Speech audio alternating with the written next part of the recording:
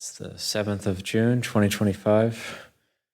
Feels like it's a while since I've given a formal talk here, Abhayagiri, because we had the Kruba Ajahn visit and felt that was a great success. And then, of course, I stuck with them and followed them to Boston and out to New Hampshire, Temple Forest Monastery, which was their 10th anniversary.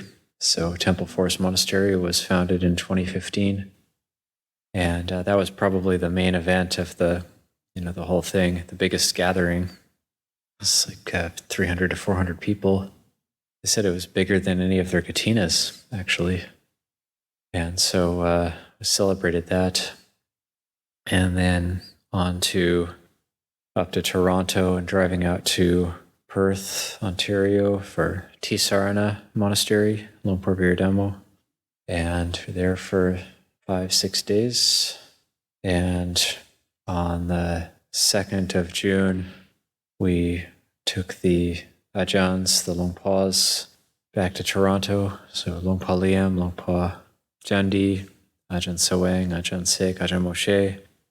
Took them in the evening, so saw them off at the airport at about 11:30 p.m. when we parted ways, because they were boarding a flight at 1 a.m. on June 3rd, EVA Air back to Taipei, then Bangkok. And then I accompanied Lumpur Viradamo to an airport hotel nearby. Got a couple hours of sleep. Driver took me, we took the train, the little tram, back to the terminal. And then I boarded my flight 6:30 a.m. June 3rd, Toronto time, which was 3:30 a.m. here, back to San Francisco. And then somebody offered a meal, and I had a little bit of rest. And then went to Berkeley Buddhist Monastery to teach the first Tuesday program there, the 5 p.m. tea time, followed by the 7:30 p.m. evening program. Then left there about 9:30 p.m., about 10:15 or so, got back to our house where we were staying. So that was a very long day. Then back up here. Now it's the 7th. It's a little bit of downtime. We will have more Kruba Ajahns. We plan to have another visit on 2 more Kruba Ajahns, Lumpur Kun, Lumpur Damrong, arriving on June 21st, pending their visas. So these are always not sure. It's very uncertain whether visas will be issued, but if all goes according to plan, then around the summer solstice, we'll have another visit, which will just be a West Coast visit. So maybe little jaunts out from Abhayagiri, but using Abhayagiri as the base. And that'll be between 2 and 3 weeks. So I am looking forward to that. And I'm also enjoying just having this little bit of downtime and digesting some of the teachings of Longpa Liam and Longpa Jandi as well. And just some of the memories and the times, the experiences we had together, traveling together. And just some of the deep wisdom from Longpa Liam. And say at Tisarana, Longpa Viradamo was having me introduce the Ajahns and just talk about them, who they are each day, because there were some big gatherings each day, different people, different groups coming for the mealtime. And we got quite a good hit of Longpa Liam's teachings at Tisarana, because we got to have him. We invited him before the meal blessing each day to give a talk. And so he was giving short Dhamma talks really every day. And then Lumpur Jandi actually meeting with the lay people after the meal, just like he was here. So people getting a good big dose of the deeper Dhamma. And some of the highlights of Longpa Liam's teachings, some things that struck me. Well, one is, people would ask, who is Longpa Liam? So at Temple Forest Monastery or at Tisarana, or even here, people would ask, well, who is this monk? Who is this bhikkhu? And that's not a very easy question to answer. It's just, and I would just normally answer according to my own feelings, my own views. and say, well, this disciple of Ajahn Chah, considered to be Ajahn Chah's Dhamma heir, and so on, monk for 63 years. But I remember finding myself saying, I think Luang Por Liam he's just the best monk in the world. That's who he is. And people would say, well, why is that? Because you see somebody like that who is very, very aloof, very equanimous, maybe, not really making eye contact with people so much, if at all. He's kind of looking around and looking at his hands. I think, well, that's maybe that's a little bit unusual. But then he's incredibly observant. So some of the observations he'll make are so astute, and he'll kind of shock you sometimes. So just the subtlety, the refinement of his mindfulness. It's just a exemplar of someone who has the ultimate level of mindfulness, the supreme level of mindfulness and wisdom, and what that looks like.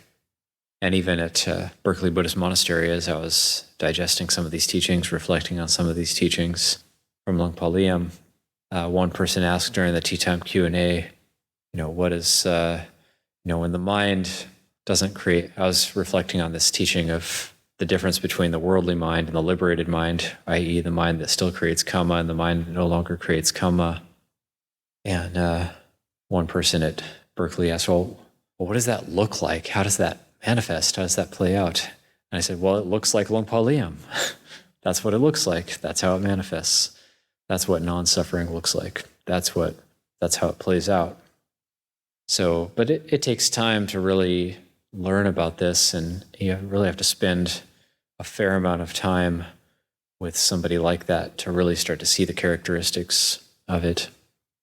So some of the observations that he was making, so when he was here at Abhayagiri one evening over at Santi Vihara, he said, so he was last here in 2018, so 7 years ago.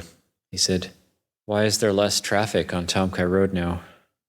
I said, there is less traffic. That's correct, Luang Por. He remembered that. He said, why is there less traffic on the road now? I said, well, the fires happened in 2017. People moved away, and I was trying to think of what could some of the other reasons. Oh yeah, the marijuana got legalized. People moved away. Wasn't so lucrative anymore. The fields in this area weren't so useful for that maybe anymore. But yeah, he noticed that. And I was also remembering another observation he made here. I think it was back in 2015 when he was here. And he said something like, I can smell the ocean. And a lot of us are thinking, no, Luang Por just doesn't know. He doesn't know that we're not that close to the ocean. He doesn't know that, how far we are from the ocean. He must just be, imagining something. But then I remember learning later that this particular zone where Abhayagiri is, it's the coastal transition zone. So actually, we're on the very edge of the coastal influence, and the coastal air actually does make it here, and he detected it. That's the subtlety of the mindfulness. So, and of course, just seeing an example like that, then we don't really need to hear the teachings, and maybe people didn't even need translated teachings, because just we can learn so much just by being around somebody who's like that.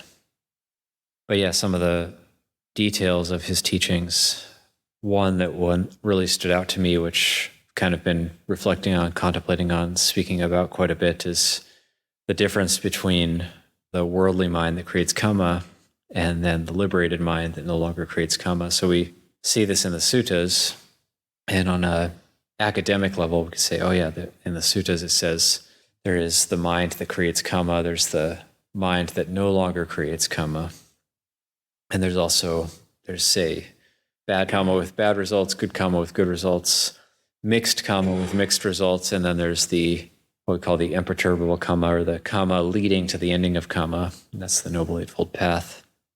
And so, but just Luang Por kind of riffing on this teaching, and when the mind is still enmeshed in the world, so us ordinary folk, most people in the world, so when the mind is still enmeshed in the world, still obsessed with its likes and dislikes, and it's still following its preferences, and is still swept up with, say, attraction and aversion, then what happens is the mind is always creating aims. It's creating targets. It's always creating targets and aims. And it's moving towards those targets, and the movement towards those targets is the creation of kamma. And it starts with the mental kamma. So the mind is the root, the mind is the forerunner, the mind is the source of all this, of all of our bodily and mental actions. And even though the mind has no physical attributes, it's the forerunner, it's the source of all of this. And so the mind is creating aims all the time, moving towards those aims. The move towards those aims is the creation of kamma. Now, for the mind that's liberated, the mind that's liberated isn't creating those aims, and there isn't that movement towards an aim. And so there's no outflow towards a target, and the mind is said to stay within itself.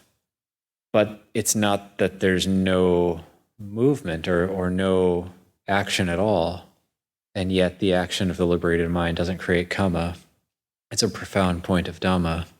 So there's this thing, the principle, we talk about the principle of Dhamma, or the laktam, the Dhamma principle, that the mind that's become Dhamma would act purely out of compassion and act according to Dhamma, act according to nature.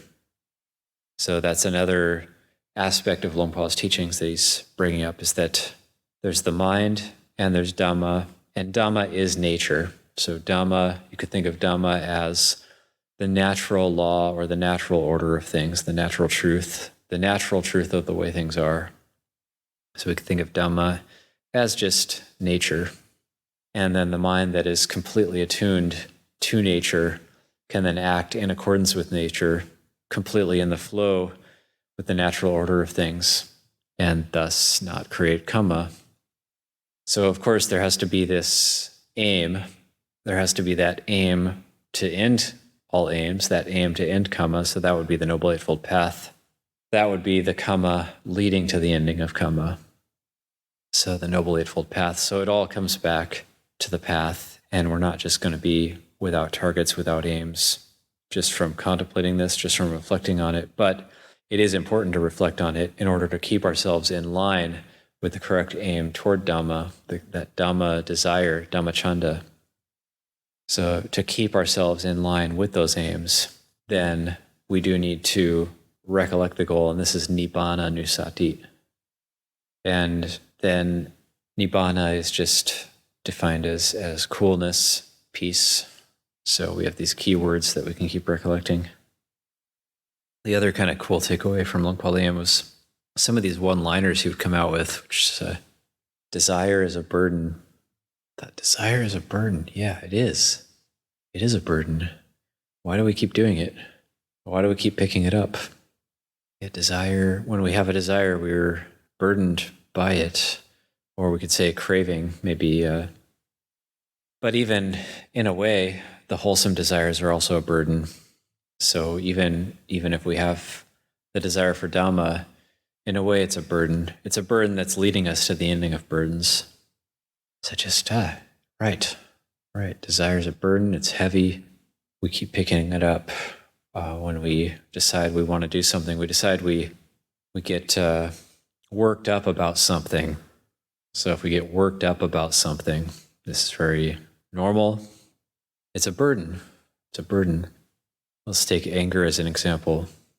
So when somebody gets angry, just sense, when has it helped anybody? When somebody gets angry, everybody just wants that anger to go away. It's so unpleasant. So why do we do it? It's a mystery. It's very strange. And it causes harm. It's a burden. It creates a burden for us. It creates a burden for others. So it's just such a basic teaching. And it comes back to the Four Noble Truths. And there is suffering, and there is the cause of suffering. So the Buddha says the cause of suffering is tanha, a craving. Kama tanha, bhava tanha, vibhava tanha, craving for any type of sensuality, craving to become, craving to not become. So those are the three types of craving. So just coming back to that, craving is a burden. That desire is a burden. It's heavy. And that's the cause of our suffering. That heaviness is the cause of suffering. Another thing that just struck me about Luang Por Liam's visit is his absolute humility. So how rare is it for somebody to teach and not have that affect of being a teacher, of I am the teacher, I am teaching you. That is so rare. And just that example, that humbleness, that humility coming from Luang Por Liam, which is very unusual, and the lack of conceit, the lack of holding himself in any way that would create any sort of sense of superiority or any comparison to anybody else, just somebody who's completely comfortable within their own nature. And so I would see that as, I find this very moving when we see such a great Krupa Ajahn who is with such bright qualities, who is so humble.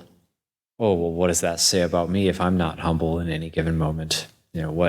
What quality do I have which is better than that I can be conceited about? Well, of course, there is none. So because that not having conceit is the highest level, it's just everything is pointing to Dhamma. Everything is pointing to letting go. Everything is pointing to Nibbana, the liberation of the heart. So just to be reminded of these things, and this is why we ordain. This is why we come to the practice.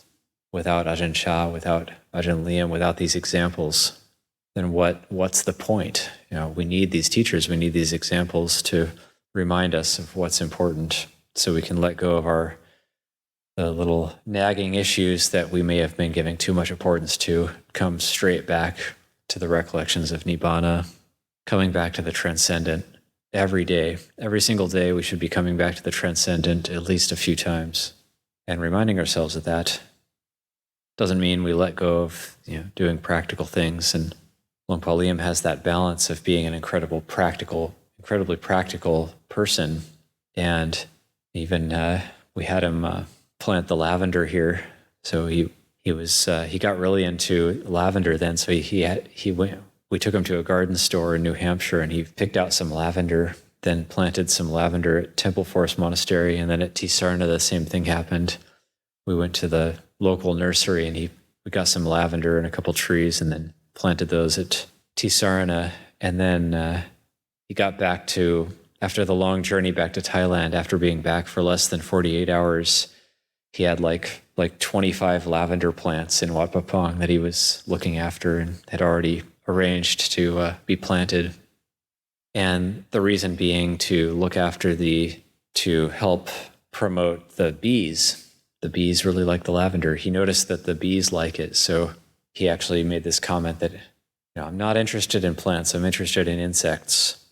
So he said, that insects, Luang Por, what do you mean you're interested in insects?